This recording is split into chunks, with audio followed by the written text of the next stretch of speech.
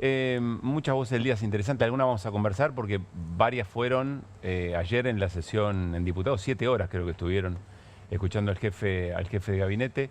Pero quiero pedirte primero, Carlos, una reflexión respecto del tema precios y el gobierno jactándose de que hay una intervención en la relación con los supermercados, con las empresas. ¿Qué estás viendo ahí?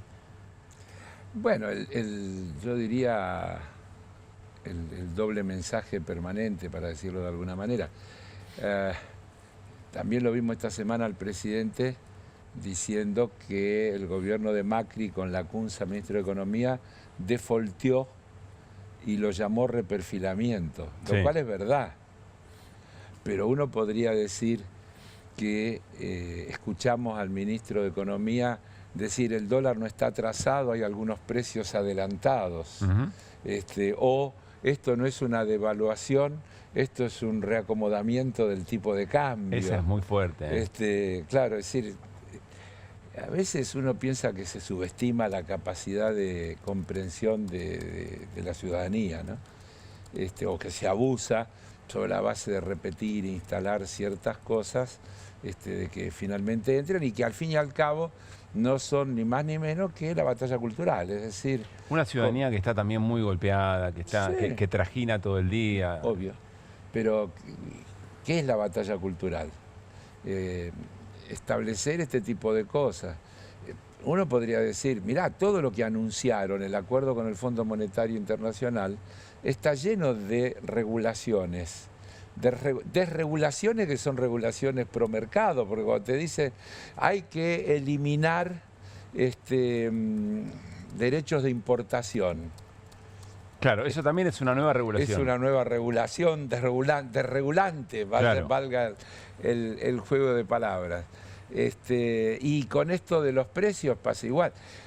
Estamos hablando de las mismas empresas cuyos dueños no hace mucho eran héroes.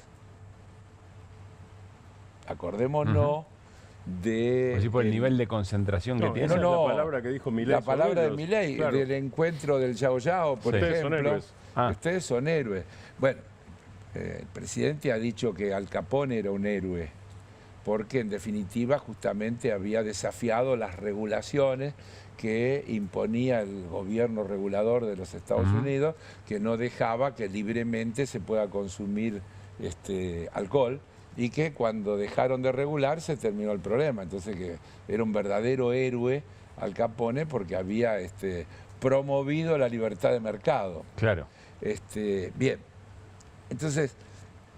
Insisto, todo eso es parte de esto que llamamos la batalla cultural, porque instalarte determinadas cuestiones, como vos me decías recién, después lo volveremos a tocar y qué sé yo, pero uno escuchaba ayer a Franco, y era como, bueno, él vino con un libreto, lo tenía escrito, es su rol, yo respeto eso, porque cada uno hace la parte que le toca. Ahora, sinceramente yo creo que ni él se la cree. Sinceramente yo creo que ni él se la cree, Pablo, porque dicen cosas, estamos creciendo de una manera notable, siempre es la misma cosa, agarran ese dato trucho, que es comparar diciembre del 24 con diciembre del 23, dice la economía creció el 6%. Diciembre del 23... devaluaron el 120% y hubo una caída fenomenal. La cuestión es, diciembre del 24, o vamos a decir un dato más claro. Sí. Enero, y ahí febrero... se dispara la inflación, aparte de claro, todo. enero, febrero del 25, comparado con enero, febrero del 23, con ese gobierno malísimo donde ya la gente no podía vivir más y no se podía resistir más. Resulta que estamos peor. Que el último enero-febrero del gobierno de Alberto Fernández. Que el último enero-febrero del gobierno de Alberto Fernández. Entonces, mirá cuánto hay de batalla cultural, de instalación, de lo que se repite mediáticamente. Pues es que lo de la batalla cultural fue conocido, me parece que a modo de balance estamos ya en un jueves santo. Vale repasar una semana que se las trajo. Ezequiel Adamowski, historiador, posteó este mensaje, que creo que va muy bien con lo que dice Carlos. Cuando hay gobiernos de derecha no se devalúa, se flota. no se declara default, se reperfila, no sube la inflación, disminuye la velocidad en que baja, no aumentan los precios, se corrigen, no suben las tarifas, se sinceran y se toman préstamos que no te endeudan. Es un buen resumen. Exactamente lo que estábamos diciendo, muy bien resumido, efectivamente, ahí está con pocas palabras, sintético, pero efectivamente es eso. Y bueno, pero en realidad los precios... Para que te interrumpa, vos dijiste antes que era doble mensaje. ¿No hay también por parte del gobierno y por parte del propio ministro de Economía, de Luis Toto Caputo, el mensaje, digo, hacer una cosa, que es el descontrol, y a su vez hay un reconocimiento, de hecho, de que hay una preocupación de la gente por los precios y la inflación. Si no, no diría, estamos controlando los precios, le estamos presionando obviamente, le estamos presionando a la gente que no convalide. A la gente de los supermercados. Que no convaliden. Por eso es más intervencionista, difícil de conseguir, ¿no? Claro, en las palabras, por lo menos. Le están pidiendo a los supermercados, no hay una ley. Le están pidiendo a los supermercados. Pero yo iría, si querés, un pasito más atrás. Yo diría, a ver, entre esta toma de deuda y la que se hizo con Macri en el 2018, ¿cuáles son las diferencias? Macri también dijo que era preventivo. En el discurso ese famoso de los 2 minutos que Macri habla por la televisión, dice, esta mañana me comuniqué con la directora gerente del Fondo Monetario, Lagarde, que después decía que había que enamorarse. Véanla, mírenla, porque tenemos que enamorarnos de esta señora. Y le he pedido un crédito preventivo del Fondo Monetario, no tenemos problema, pero para darle tranquilidad a los mercados. Es decir, no para usar, pero miren, esto está ahí. Claro. Bueno, parece que no funcionó así, lo usaron. Entonces, ¿cuál es la diferencia entre aquel discurso de Macri en aquel momento y de Milei ahora? Más allá, el ajuste. Más allá de los estilos. El ajuste más importante en la historia. Hay más ajuste ahora, claro. Pero eso quiere decir... Y convalidemos un ratito lo del superávit, si querés. Pero eso es lo que dice el gobierno.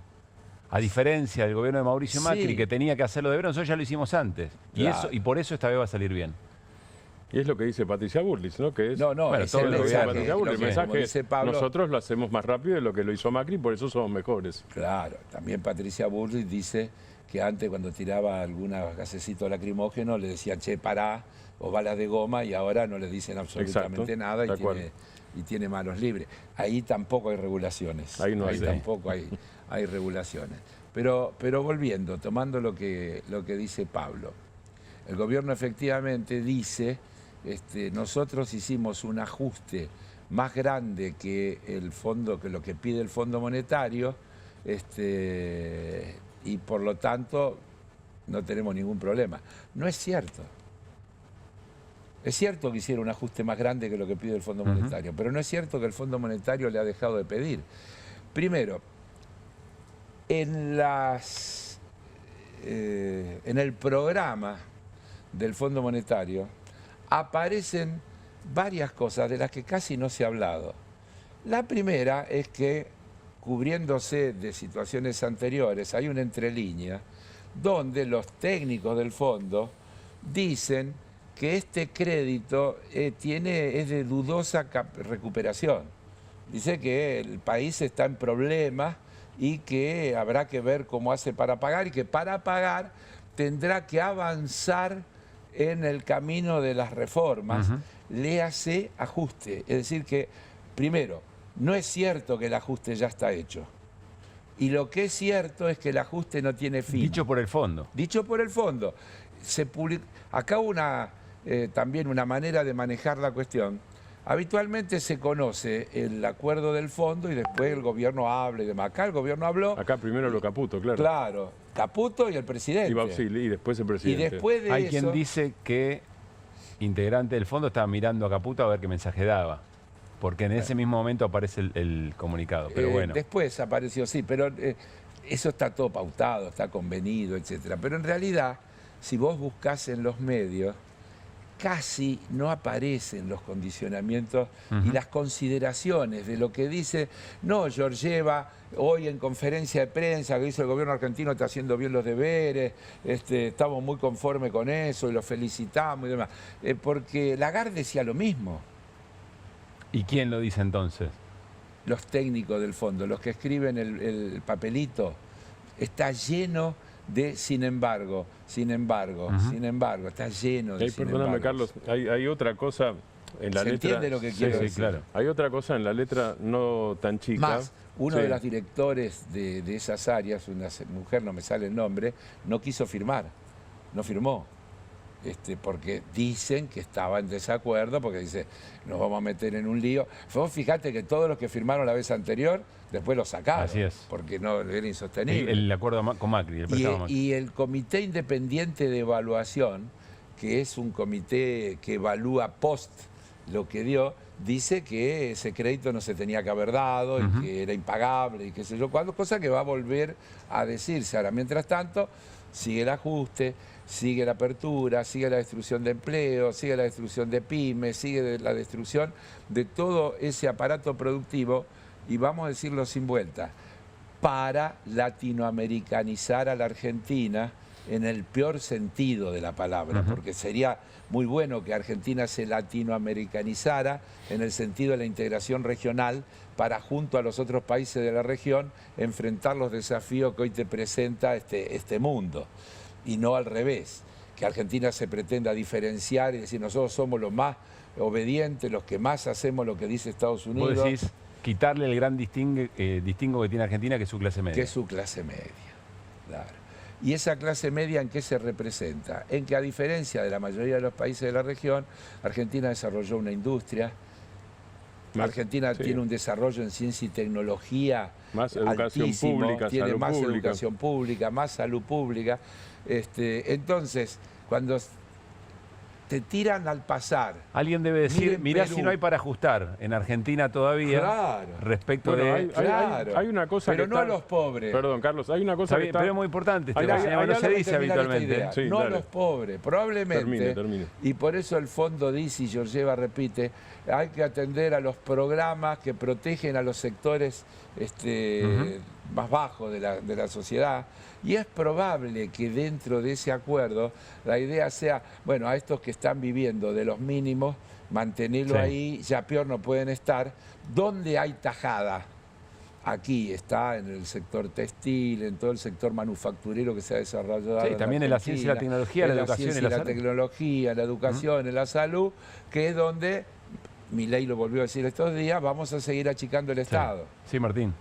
Hay una cosa que figura en la letra chica, pero no tan chica, en la letra mediana del Sí. acuerdo, que no tiene detalle, pero uno sabe por la experiencia del Fondo Monetario Internacional y de este gobierno y de otros gobiernos de Martínez II para aquí y por el estilo, que es el tema jubilatorio. Porque no tiene detalle, pero dice algo, terminar con la reforma jubilatoria, y también habla de reforma laboral, Pablo y Carlos, Claro. terminarlo, pero sí pone una fecha, aunque no pone detalle, a fines del año que viene. Es decir, que No. ahí hay una Después amenaza. de noviembre de este Después año. de noviembre, a fines de Después este de- año. después de las este año. elecciones. Ya está, de este Claro. año, ok. Pero está Peor- muy bien, peor Martín, todavía. pero déjame Claro. agregar a eso, porque lo vinculo con lo de ayer, que lo dijo varias veces el jefe de gabinete. Es decir, la culpa de la informalidad laboral la tienen los trabajadores informales. Y la culpa de que no haya más trabajadores formales lo tienen las regulaciones laborales. Entonces, claro, mirá lo que es, vamos a la batalla cultural. Efectivamente, si sacamos el aguinaldo, las vacaciones, las jubilaciones y desregulamos todo, todos van a pasar a ser trabajadores formales. ¿Quién no va a querer contratar? Es lo mismo. El problema es que sean formales con derechos. Esa no es la esa es lo que hace al trabajador falta formal. con derechos. Claro, la formalidad va al Entonces, derecho. Entonces te dicen, ayer decían alegremente y algunos de los diputados y diputadas del oficialismo, bueno, pero los que son informales porque no aportaron. Los trabajadores no tienen que aportar, los patrones aportan. Aún en los trabajadores de casas particulares, que es el sector con mayor informalidad, pero empata con la construcción, tienen 76% los dos. Trabajadores de casas particulares y trabajadores de la construcción están alrededor del 76% de informalidad. Siempre es el empleador. El empleador, ya sea el empleador en una casa particular o una empresa de la construcción, es el que tiene que formalizar la relación laboral, el que tiene que hacer, retenerle al trabajador y hacerle los aportes. Pero puede ser que le ofrezcan a un trabajador estar en negro y no descontarle, y ese trabajador, sin la suficiente comprensión de lo que se está perdiendo, está renunciando a un montón de derechos que la legislación laboral y previsional fue construyendo. Hay un señor, Carlos, que vos conociste bien, porque además de amigo, creo yo, fue jefe de bloque tuyo, que era Héctor Recalde. Sí. Y Héctor siempre decía, con números, amigo, además de todo, gran tipo, Héctor siempre decía que en los momentos de mayor actividad con regulación laboral, hubo siempre más empleo, no menos. Lógico. Siempre, Bueno, que dependía de la actividad, dependía del nivel de actividad. Si tomás los años del gobierno de Néstor y los del gobierno de Cristina, te vas a encontrar que son no solo los años de mayor nivel de ocupación, sino también de mayor inversión. Claro. Porque también ese es el otro verso. En realidad, durante los gobiernos de corte neoliberal, lo que hay es fuga, no inversión. Es probable que ahora, vos fíjate, acaban de sacar una resolución tremenda, de la que he visto hablar poco, habilitando que se puede entrar libremente al mercado de capitales por 180 días, asegurando que no tienen ninguna restricción y se pueden ir cuando quieran. Salió el martes, el miércoles, ahora. ¿Qué pasa entre los 180 días? Elecciones, muchachos. Es decir, le están diciendo, vengan, hagan carry trade tranquilos. ¿Por cuánto debería ser la regulación? ¿Cuál debería ser el mínimo de permanencia de capitales golondrina o especulativos para que sean menos golondrina, para que vuelen menos en todo caso?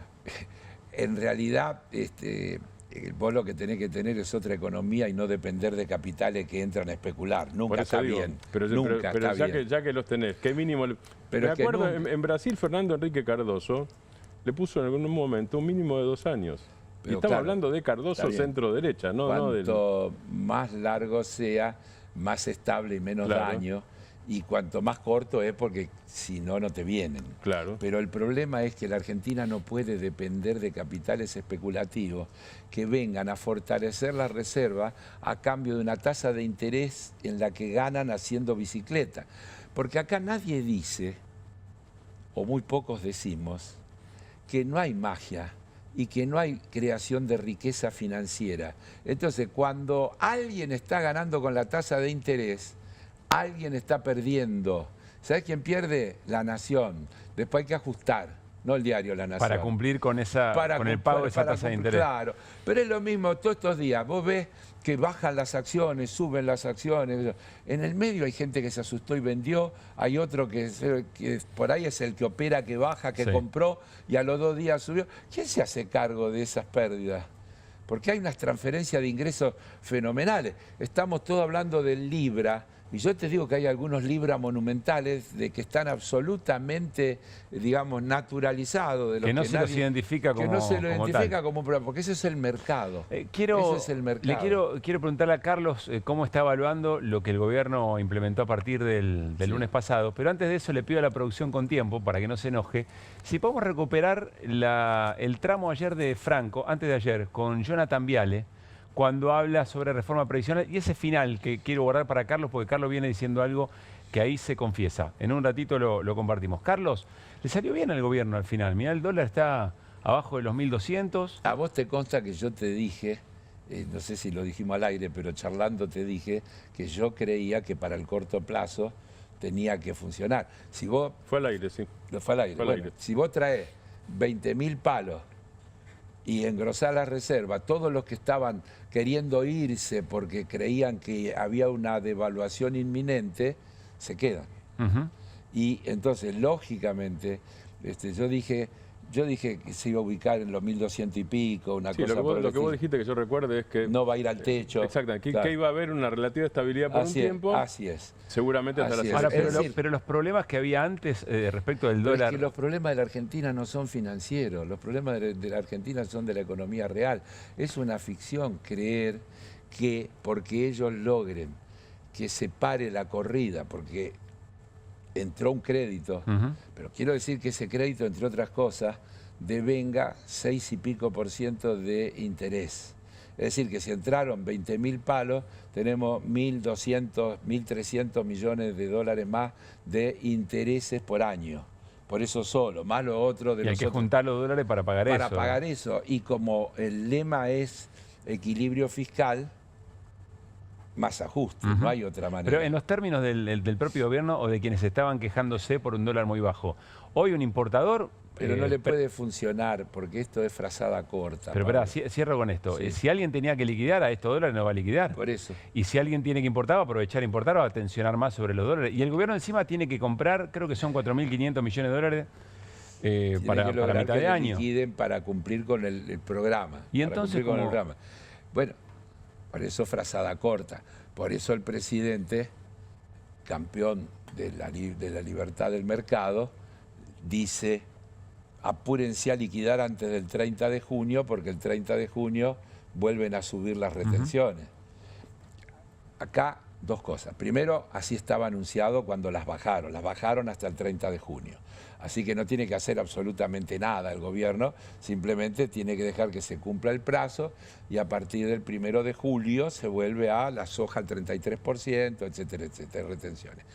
¿Qué le está diciendo Milei? Muchachos, liquiden con este tipo de cambio porque si no, después del 30 de junio va a ser más caro. Veremos cómo le va. Veremos cómo le va. El tipo de cambio en el que se está estacionando es un poquito más alto que el que tenían con el dólar blend. Sí. El dólar blend que era el 80 y 20. Está un poquito arriba de eso. Entonces, puede ser que algunos sectores... Pensá que cuando hablamos de liquiden, no estamos hablando del chacarero. El chacarero ya le vendió la cosecha hace rato. Es lo que dijo Nicolás Pino, presidente de la Sociedad Rural. Algo así, ya la vendió hace rato. Se lo tenía que pedir al exportador. Son los exportadores, que son los grandes grupos económicos, etcétera, etcétera, con los cuales hay una pulseada y habrá que ver. Y ahí también hay negocio financiero, por otra parte, obviamente. Lógico, claro. Y ver cuánto pueden aguantar. Porque, vuelvo a repetir, ¿pueden aguantar los exportadores sin liquidar? Pregunta 2. ¿Puede aguantar el gobierno sin que los exportadores le liquiden? Entonces, otra pulseada. Vamos a ver cómo se desempata esa cuestión. Lo que aseguro que en cualquiera de los dos casos es en contra de la gente. En cualquiera de los dos casos es en contra de la gente. Quiero compartir con vos una definición, no es de hoy, no es de ayer, es de, si no me equivoco, antes de ayer, es del lunes me parece. Guillermo Franco tiene un gran finale para mí, que quiero ver si Carlos lo rescata y charlamos un poco sobre eso. Tiene que ver con la política, pero menciona Franco las reformas estructurales sacando pecho y probablemente diciéndole al fondo, acá estamos convencidos de que esas reformas hay que hacerlas. Miren. Para diciembre vamos a empezar a hablar de esos temas. De la reforma previsional. De todos. Reforma previsional, reforma de la ley de trabajo, de las leyes de trabajo en general. Sí. No solamente la ley de contrato de trabajo, sino de asociaciones profesionales, todos esos temitas. Las estructurales, la que la gente está pidiendo para contratar. Obviamente, eso es lo que vamos a encarar. Y la reforma del sistema tributario nacional argentino. Entonces, todos esos temas tenemos que encararlos. Y los vamos a encarar cuando tengamos, junto con el PRO en lo nacional, número suficiente para llevarlo adelante. ¿Dejan aclarar un puntito? Una aclaración, dice Granoski. Una aclaración. Igual que no se pierda el final, quiero ver si Carlos... No, justamente. Estaba mirando, la Argentina tiene que tener ya terminada la reforma jubilatoria a fines del 2026. Por eso yo hice la confusión de antes. Para lo cual tiene que arrancar, o quiere arrancar el gobierno, a fines de este año. El acuerdo con el fondo dice que tiene que tenerla terminada ya. Pero hay un datito que dice Franco, ¿cuál es, Carlos? A ver si... No, pero yo estoy completamente de acuerdo con Franco. Digamos, a ver. No con lo que quieren hacer, sino con lo que dice. Él está diciendo, entre nosotros y el PRO construimos una mayoría que necesita un poquito más de votos para asegurar que podamos sancionar las leyes que necesitamos para cumplir con el programa que tenemos acordado con el Fondo Monetario Internacional. Eso es lo que está diciendo. Con lo cual las discusiones con el PRO no tienen nada que ver con lo cual, y a te consta que de eso hemos hablado, digo, guarda con las presentaciones en envase distinto, que después a la hora de apretar el botón apretan siempre el mismo. Entonces, no hay diferencia entre el PRO y la Libertad Avanza respecto del modelo de país. Más allá de estilos, más allá de frases, no hay diferencias. Cuando yo hablo de las 4M, hablo de eso, es el mismo programa, los matices tienen que ver con momentos diferentes, con personajes diferentes, con grados de gravedad que tiene la situación en el país diferente. Ahora, Franco lo dice bien y es sincero. Tenemos que mejorar en las elecciones nuestro caudal parlamentario junto con el PRO para poder imponer los cambios que necesitamos para avanzar en las reformas. Metámonos un poquito ahí, Déjame Carlos. terminar. Yo diría lo mismo. Ciudadanos, ciudadanas de este país, piensen bien, hay que votar en contra de esas propuestas, porque si eso sucede, el ajuste se va a profundizar. Y la única manera de ponerle un límite al ajuste es la resistencia popular, que entre otras cosas pasa por el camino electoral. Hoy estaba viendo algunas encuestas que mostraban que crece el rechazo respecto de Javier Milei, pero sin embargo, cuando se pregunta por quién va a votar, no es toda la gente que por supuesto muestra ese rechazo, pero es bastante alto. Entonces te quiero preguntar, ¿cómo estás viendo la elección? Y sobre todo... ¿Cuál elección? Pues hay varias, hay un montón. Hay distritales. Se acaba de desdoblar Formosa hoy, que no estaba desdoblada todavía. Y yo te preguntaría el esquema electoral, Carlos, porque la sensación es que todavía la oposición propiamente dicha no está articulando una propuesta alternativa, más que decirlo de Milei no va. No, yo creo que eso es injusto. El espacio de lo que se llama Unión Ciudadana o el nombre que le quieras poner, no ha hecho ninguna claudicación programática, es decir, no nos hemos bajado de ninguna de las cosas que hemos sostenido todo el tiempo. Si vos querés... Pero no parece estar alcanzando con decirle que no a las cosas que quiere Milei, con los argumentos que fueren. Parece estar siendo necesario un punto de acumulación de las protestas que evidentemente crecieron durante este tiempo. Sí, claro, pero eso tiene una subjetividad absoluta. ¿Quién puede decir que no? ¿Cómo se podría decir que no? Pero ¿cómo se construye eso?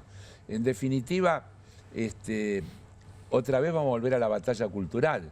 Entonces, hoy tenés gente que siente que lo que está haciendo el gobierno lo está afectando, pero que no está dispuesto a tomar como propia una propuesta como la que hacemos nosotros. Y eso es la batalla cultural. Para esa batalla cultural, que nosotros presentemos propuestas en unidad, porque de la discusión programática, sin discutir primero cuál es el alcance de nuestra unidad, tampoco tiene mucho sentido. Entonces, el orden... Y te estás metiendo en un problema serio que yo diría viene para la próxima elección ejecutiva. No me meto en ningún problema. Y porque vos necesitas una alianza lo suficientemente amplia para ganar en votos, pero que no va a consensuar un programa profundo que resuelva los problemas que te deja este gobierno. Será un programa lo suficientemente profundo que permita generar una mayoría. Esto es como lo del otro día, el día que tratamos la comisión investigadora de investigadores y demás. Entonces algunos dicen, ¿cómo sacaron a Karina Milei y a Adorni? Y alguien dijo contra... Y si no, no se aprobaba nada. Es una gran muestra del dilema de la oposición. Así es, pero yo te digo... Y del oficialismo anterior también. Pero yo te digo, sí, pero sacamos que se forme la comisión. Sacamos que tiene que venir el jefe de gabinete el martes, el ministro de Economía el martes, el ministro de Justicia el martes y el presidente de la Comisión de Valores el martes. Déjame trasladarte la pregunta al futuro. ¿Vos crees que con la moderación que a veces impone una mayoría tan grande se puede revertir o modificarle la calidad de vida a la gente como para que vuelva a confiar en un Estado presente? Ese es un juego de palabras. ¿Cómo juego de palabras? Vos sos un vivo bárbaro, claro. Yo te diría, mira, la otra variante es peor. Entonces, simplemente te contesto eso. La otra variante es peor, porque la otra te lleva a una derrota, segura. Y esta que yo te digo, te lleva a la posibilidad de un triunfo. La otra que sería cerrarse. La otra sería cerrarse, radicalizarse y sacar el 30%, pero bien de principio. Minoría es un intensa. Camino. Minoría intensa en vez de mayoría. Yo creo que es un error, porque mientras tanto, los que sufren, ¿sabe quiénes son? Los ciudadanos y las ciudadanas. Entonces, si nosotros logramos construir una mayoría que ¿Cómo tenga un enamorás a la programa. mayoría si el programa no es profundo y le cambia sustentablemente la vida de la gente? No, mirá, qué sé yo, nos va a meter en una discusión que no tiene solución. Pero yo te vuelvo a repetir, podemos hablar una semana entera. El gobierno anterior... Me encantaría que se hable de esto y no de táctica electoral. El por otra gobierno parte, igual. anterior, más allá de debilidades de gestión y demás, se comió una pandemia que fue terrible en el mundo entero, con consecuencias terribles en el mundo entero, lo que hizo que la mayoría de los oficialismos pierdan en el mundo entero, y se comió una sequía que era la más grande. Es decir, después podemos hablar 2 horas de las debilidades que puede haber habido en la gestión, de errores, etcétera, etcétera. Pero la propuesta es por ahí. La propuesta es por ahí, después hay que hacerla. Y hacerla genera tensiones, porque enfrenta intereses, no es gratis. No es que vos ganaste la elección y tenés el programa y se cumple. ¿Vos te acordás de Patricia Bullrich haciendo manifestaciones en el Obelisco para Todos Somos Vicentín? Acordémonos de todas las cosas. Y reclamando por el derecho a manifestarse libremente que tenían los ciudadanos. Durante la pandemia. Durante la pandemia. Entonces, acordémonos de todo para hacerla. Yo no le rebullo a ninguna de las discusiones, pero hagámosla completa. Hagámosla completa. Entonces, yo te digo, hay que consensuar el mejor programa que se pueda consensuar para tratar de ganar. Además hay balotaje en Argentina. Hay balotaje, además. Sí, no, es que ganar es ganar el balotaje. Ganar es ganar el balotaje, porque la elección anterior Massa ganó en primera vuelta. Bueno, habría que discutir los balotajes y cuál es el sentido que tienen en la región, ¿no? Miren Ecuador. Pero ¿en la Argentina? Que en no la gane el peronismo. Bueno, por eso en la región. Pero que no y en la gane región que no gane Correa. El correísmo, es así. Por eso se hizo, porque se genera...